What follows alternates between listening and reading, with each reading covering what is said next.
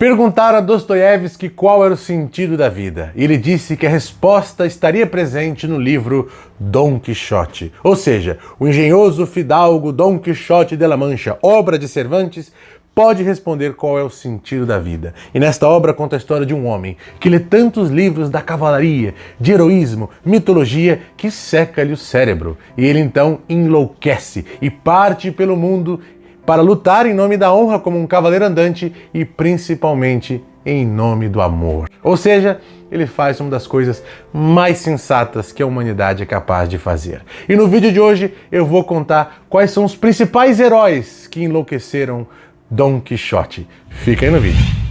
Le chevalier sans nul arrêt va chevauchant par la forêt.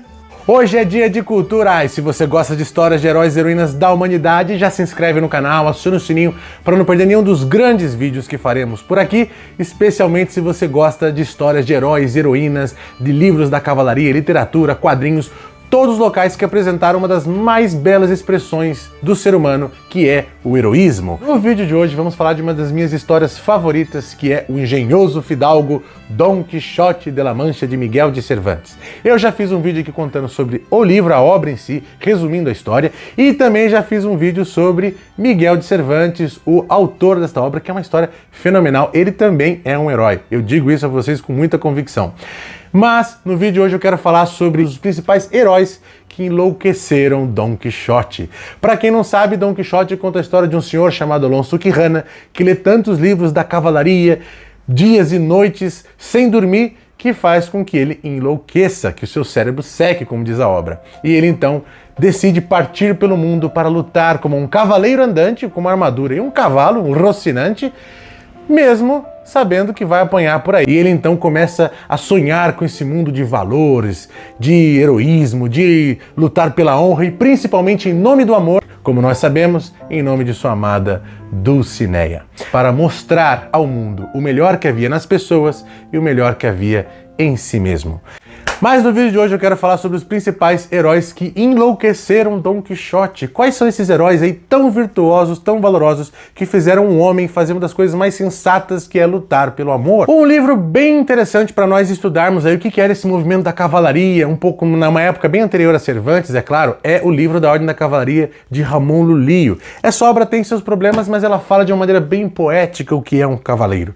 Ela diz que no início Deus fez os homens todos iguais, mas quando surgiu a ignorância, a injustiça, o egoísmo de cada 1000 homens, foi escolhido o melhor entre eles e se juntou ao mais belo animal, o cavalo, e então foi chamado de cavaleiro. E sua missão era proteger aqueles 1000 do qual ele tinha sido escolhido contra esses antivalores, proteger não só de outros que atacariam, que ameaçariam, mas também deles mesmos. Então o cavaleiro era aquele que tinha que ser um referencial para proteger os necessitados contra os antivalores. É claro que nós vamos encontrar no livro Dom Quixote muito mais coisa, como Amadis de Gaula, por exemplo, que é um herói da cavalaria portuguesa e espanhola. Então, mas apesar de ser o herói favorito de Dom Quixote, eu vou citar agora uma frase bem específica, que é talvez aí a frase mais famosa do livro de Cervantes, porque são falas de Cervantes ditas por Dom Quixote. Em um dos momentos da história, Dom Quixote desce de seu cavalo Rocinante e diz: "Amigo Sancho, ficais sabendo que eu vim ao mundo por altos desígnios de Deus para ressuscitar nesta desbotada idade de ferro a antiga idade de ouro. Eu sou aquele a quem estão reservadas, entre perigos sem conta, façanhas perigosas e as ações mais valorosas e inauditas. Sou eu, por outras palavras, quem há de ressuscitar os paladinos da Távola Redonda, os 12 pares da França e os 9 da fama." Esses que eu acabei de citar não eram só referenciais para Dom Quixote, mas eles faziam parte da formação da cavalaria numa época anterior, a claro, a Cervantes. Todos que fossem se tornar cavaleiros precisavam conhecer muito bem esses aí que eu acabei de citar. Os 12 pares da França, que eram aí os cavaleiros de Carlos Magno, liderados por Rolando, que protagonizou aí a Canção de Rolando, que é a canção de gesta mais famosa da época. Ou seja, já estamos mencionando aí a Canção de Gesta. Temos também os da Távola Redonda, que são os Cavaleiros do Rei Arthur, que envolvem aí vários cavaleiros, que eu já contei muitos aqui no canal, então já pode pesquisar, não vou falar muito aqui para o vídeo não ficar longo. E nós temos agora os 9 da Fama, que esses são os que eu vou dar um pouquinho mais de atenção. Os 9 da Fama têm a sua versão masculina e feminina, ou seja, os 9 Cavaleiros da Fama e as 9 Damas da Fama. No livro Os Votos do Pavão, escrito por Jacques de Luguion no século XIV, conta a história de cavaleiros que estavam se preparando para no dia seguinte enfrentarem uma grande batalha. Então nesse jantar do dia anterior, eles estavam fazendo votos de como seriam os seus feitos, os seus gestos na batalha que estava por vir, comparando esses gestos aos 9 maiores referenciais da cavalaria, tanto da cavalaria cristã, judaica e pagã. Esses cavaleiros não eram só admirados pelos seus feitos em batalhas, que eram excepcionais, eram quase invencíveis, mas também pelo motivo pelos quais lutavam, porque nas lendas que eram difundidas na época medieval, esses cavaleiros lutavam sempre por algo maior que eles.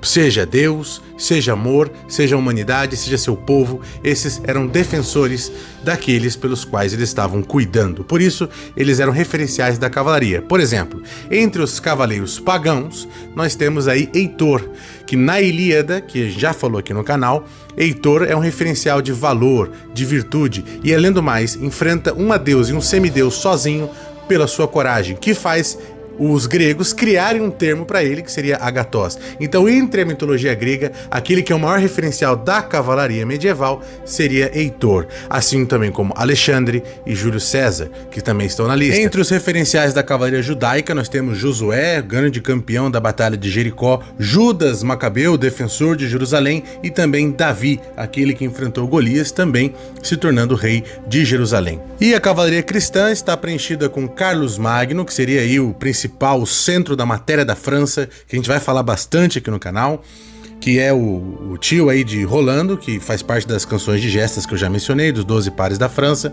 Nós temos Rei Arthur, que a gente já fez vários vídeos aqui no canal, podem procurar por aí, que é o centro da matéria da Bretanha, das romanças dos Cavaleiros da Távola Redonda, e Godofredo de Bulhão, que é o herói aí da Primeira Cruzada, que se autonomeou Guardião de Jerusalém, depois que a Primeira Cruzada teve o seu sucesso em 1099. Da mesma forma que temos as 9 Damas da Fama, aquelas que são referenciais de dama. Nós temos as 3 damas cristãs, Santa Helena, Santa Brígida da Suécia e Santa Isabel da Hungria. As 3 damas do Velho Testamento, judaicas, Esther, Judite e Jael. E as 3 damas pagãs, que temos Lucrécia, que fez o discurso aí sobre a dignidade romana, causando a guerra contra Las Porcena, que eu já mencionei aqui no canal, a guerra. Pentesileia, a filha do deus Marte, rainha das Amazonas, que eu também já mencionei aqui, que fala aí o próximo livro da Ilíada, a Etiópida, e Virgínia, que nós vamos mencionar aqui no futuro, sendo esses os referenciais da cavalaria. E segundo o próprio livro Os Votos do Pavão, esses foram escolhidos porque não lutavam por si, mas lutavam por coisas muito maiores que eles mesmos. Em quase todas as escolas de ordens da cavalaria, nas universidades que tinham na Idade Média, usavam esses referenciais, porque eram referenciais perfeitos, eram referenciais impossíveis. Porque, como eu já falei em outro vídeo no canal, se nossos referenciais são limitados, são pequenos, são pessoas aí, sei lá, às vezes pessoas famosas, que qualquer motivo que seja, nosso crescimento é limitado, nosso crescimento também é pequeno.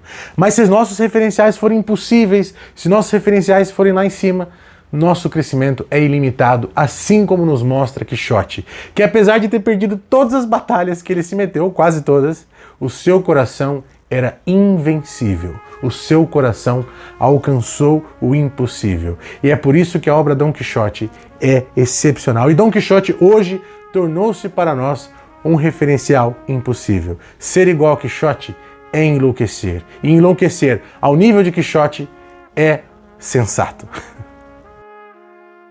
Nós vamos fazer vídeos sobre cada uma dessas damas e desses cavaleiros que eu citei hoje que enlouqueceram Quixote, então tomem cuidado. Já temos vários cavaleiros e damas aqui no canal, da Távola Redonda principalmente, então já procurem por aí. Deixa um like, isso ajuda bastante aqui no canal. Compartilhe com um amigo que quer saber quais foram as inspirações de Dom Quixote, que vai ser bem bacana também. E lembre-se sempre que enlouquecer como um Quixote, lutar por algo, lutar por amor principalmente, é uma das coisas mais sensatas que a humanidade é capaz de fazer. Porque ser herói não é só uma escolha, mas é também uma loucura.